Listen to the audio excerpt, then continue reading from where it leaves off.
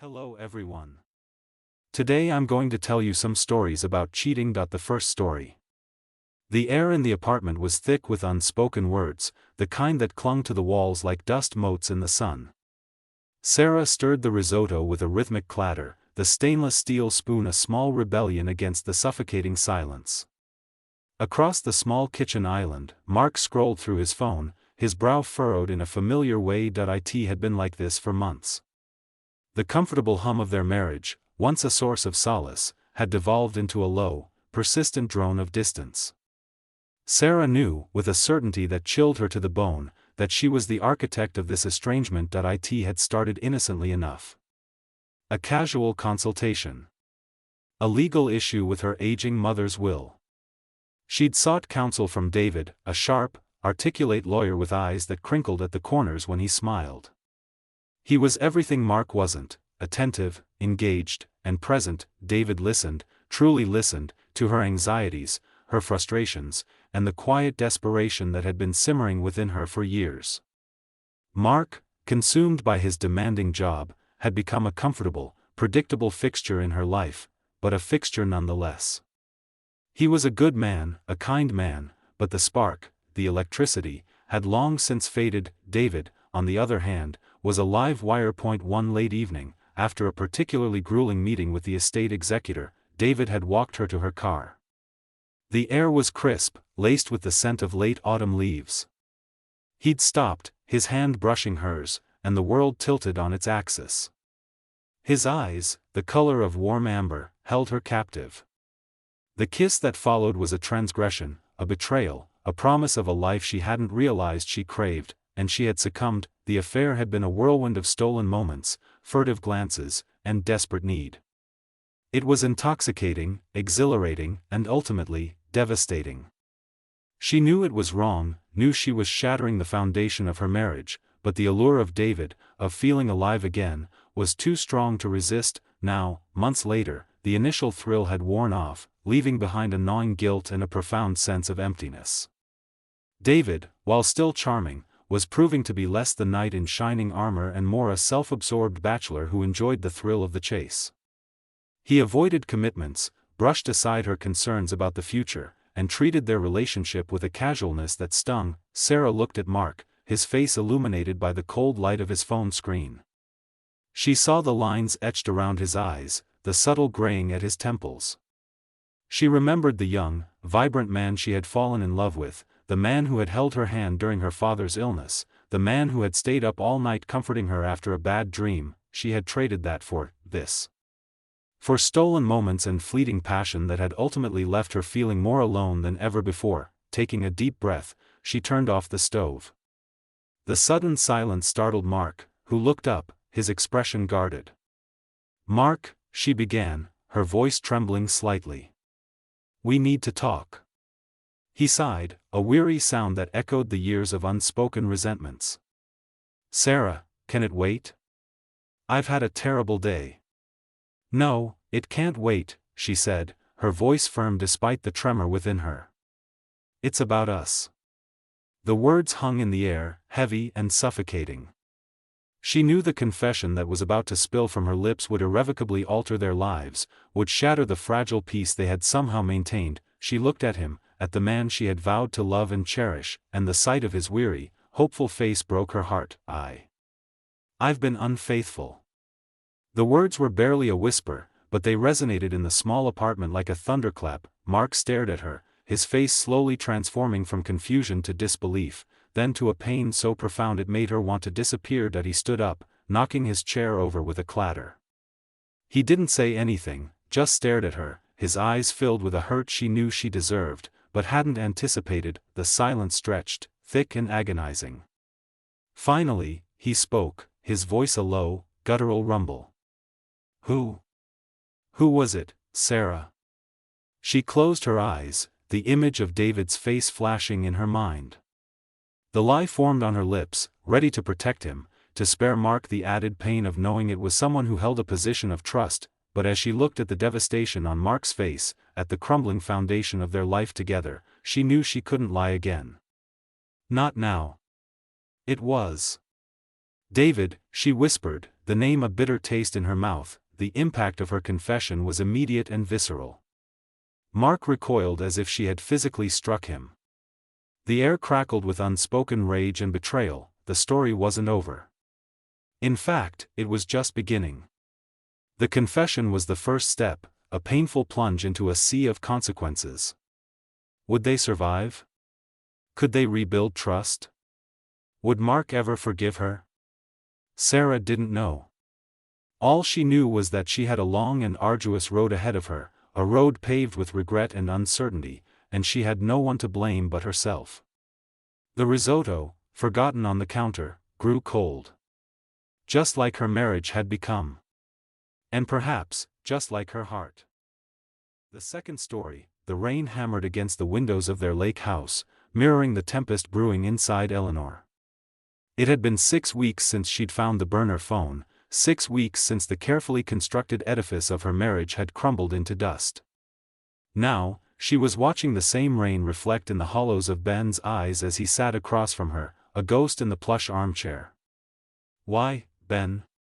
Why Dr. Eris? Eleanor finally choked out, her voice raspy. She'd asked the question 100 times, each iteration raspier, more desperate. Ben flinched. It just happened, Elle. I was vulnerable. Vulnerable? You went to her for grief counseling after Dad died.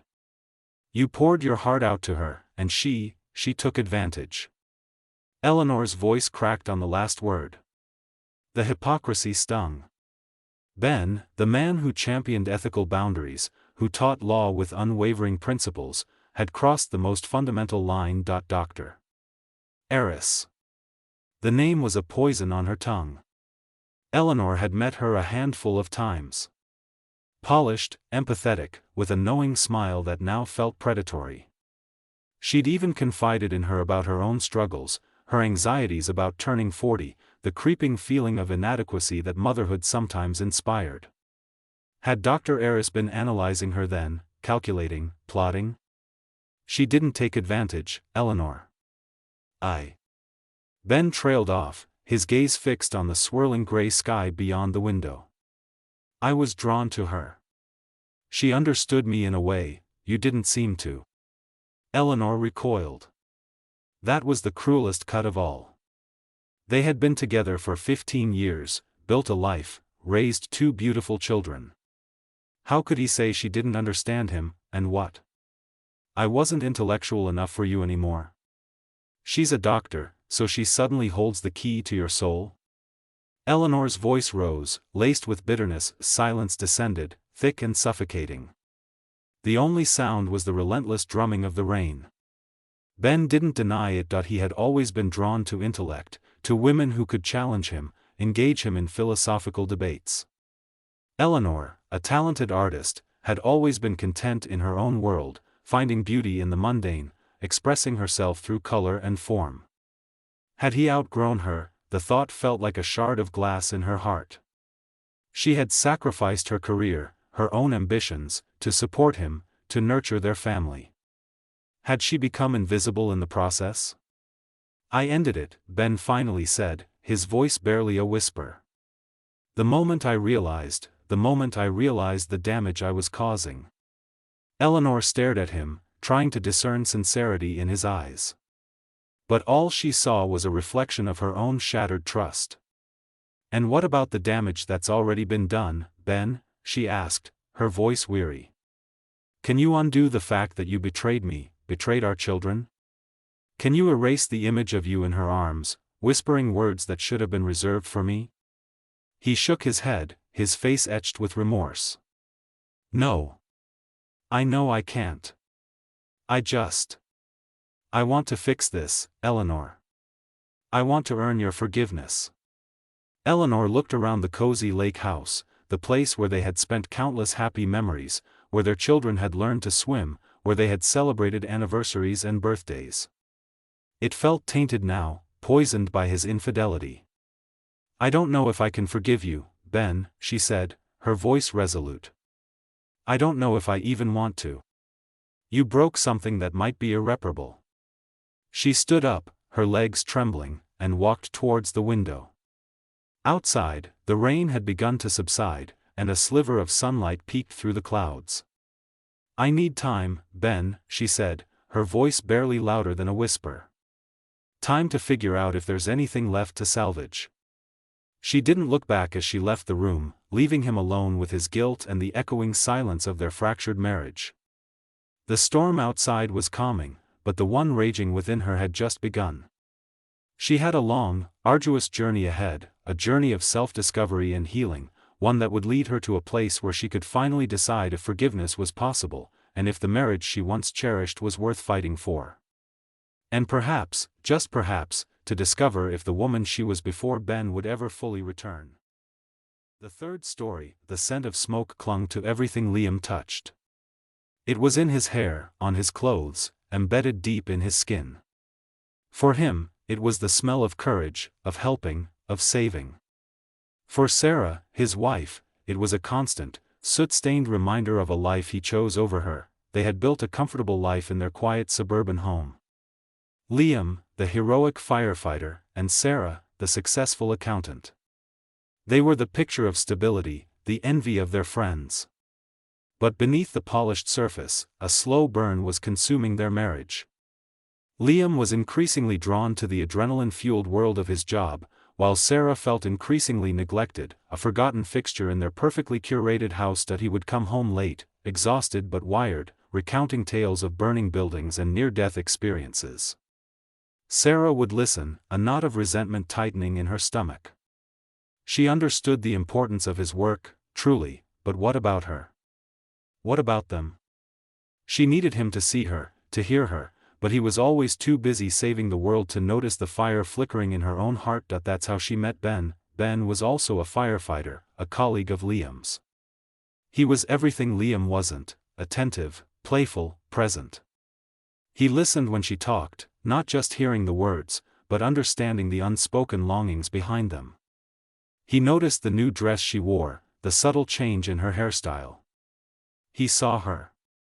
And she, starved for attention, desperately craved it. Their first conversation was innocent, a shared commiseration over the long hours and emotional toll of their partner's profession. But soon, their conversations deepened, became more intimate. They met for coffee, then lunch, each encounter laced with a growing, undeniable attraction. Sarah knew it was wrong. A betrayal of everything she and Liam had built. The guilt gnawed at her, a constant undercurrent in her thoughts. But the attention, the validation, felt too good to resist. It was like a lifeline thrown to a drowning woman. One rainy afternoon, after a particularly trying week at work, Sarah found herself at Ben's door. He welcomed her in, his eyes filled with a mixture of concern and desire. They talked, their voices low and hesitant, the tension in the air thick and palpable. Then, without a word, he reached for her. The kiss was electric, a culmination of weeks of unspoken desire.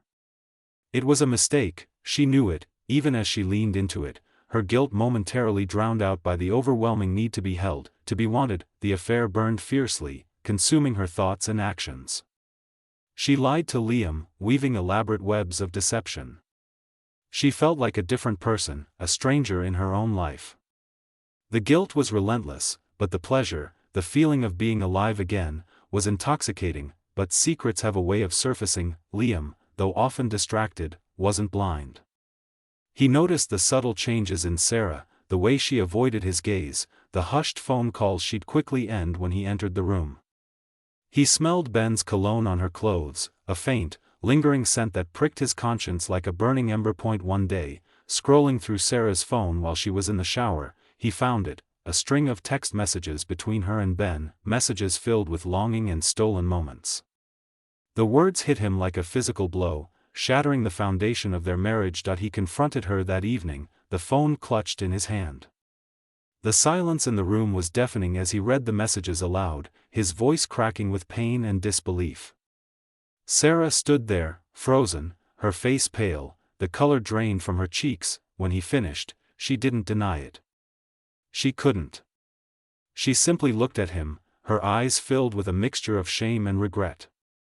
"I'm sorry," she whispered, the words barely audible. The apology was a small, inadequate offering in the face of such profound betrayal.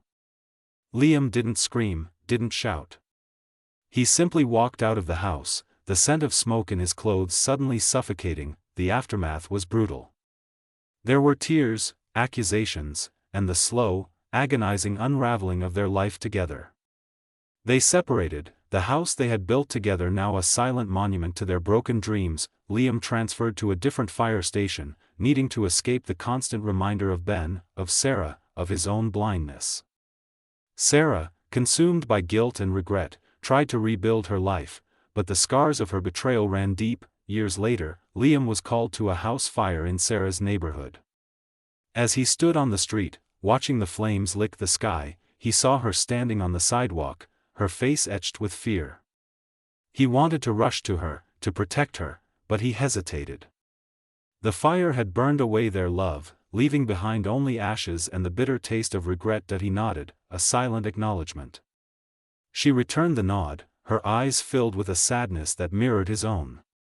The fire raged on, a stark reminder of the destructive power of love, loss, and the choices we make in the heat of the moment. And in the flickering light, they both knew that some fires, once ignited, can never truly be extinguished. The fourth story, the rain was a relentless percussion against the windowpane, mirroring the frantic rhythm in Amelia's chest. Liam was due home any minute. Home from his deployment, home from the desert, home to her. But the thought of his homecoming filled her not with joy, but with a cold dread that settled deep in her stomach. It had been 6 long months since Liam had kissed her goodbye, his eyes filled with a bravery that both stirred her heart and terrified her soul. 6 months of quiet evenings in their usually bustling house, 6 months of empty spaces in their bed.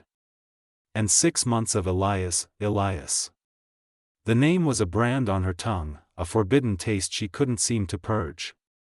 He was everything Liam wasn't, and yet, in the shadowed corners of her mind, she knew he was everything she didn't want. He was a soldier too, stationed at the nearby base. He was charming, dangerous, and available. It had started innocently enough. A shared coffee at the local diner, a sympathetic ear during a particularly lonely patch, a shoulder to cry on when Liam's letters were delayed. But the lines blurred quickly, fueled by wine and loneliness and a desperate need for human connection. One touch led to another, one kiss ignited a wildfire she couldn't control. Now, standing in the kitchen, the scent of the cake she'd baked for Liam clinging to the air like a suffocating perfume, she felt the weight of her transgression crushing her. How could she face him? How could she look into those honest, loving eyes and carry this secret inside her? The sound of the Jeep pulling into the driveway sent a jolt through her. Panic clawed at her throat. She took a shaky breath, trying to compose herself, trying to summon the wife Liam deserved. The door swung open, and there he was. Leaner, more weathered, but with the same warmth radiating from his smile. He dropped his duffel bag and swept her into his arms, crushing her against him. "Amelia," he breathed, his voice thick with emotion. "I'm home." She clung to him, tears prickling her eyes, a mix of guilt and genuine relief. "Liam," she choked out, the word a rusty hinge in her throat. The first few days were a blur of catching up, of rediscovering the familiar comfort of their routines. Liam was different, too. He'd seen things, experienced things, that had subtly altered him. He spoke less, his eyes often drifted inward, haunted by memories she couldn't fathom. The guilt ate at Amelia, a slow, insidious poison. She found herself watching him constantly, searching for any flicker of suspicion in his eyes. She avoided Elias, crossing the street if she saw him in the distance, deleting his messages without reading them. One evening, Liam was sorting through his belongings, unpacking the few souvenirs he'd brought back. He pulled out a small, intricately carved wooden bird. "For you," he said, handing it to her. "I saw it and thought of you. Delicate, strong." Amelia turned the bird over in her hands, her throat tightening. She saw her reflection in its polished surface, a woman etched with worry and deceit. The weight of her secret became unbearable. "Liam," she began, her voice trembling, "there's something I need to tell you."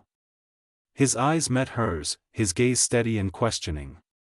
He reached out and took her hand, his touch gentle. "What is it, love?" She opened her mouth to confess, to spill the truth and beg for forgiveness. But the words caught in her throat. Could she shatter their life, their love, with this confession? Could she bear to see the hurt in his eyes, the disappointment that would surely follow, looking at him, at the man who had faced danger and hardship for his country? She couldn't do it. Not yet. The words died unspoken, leaving a bitter taste on her tongue. "Nothing," she whispered, forcing a smile. "Just, glad to have you home."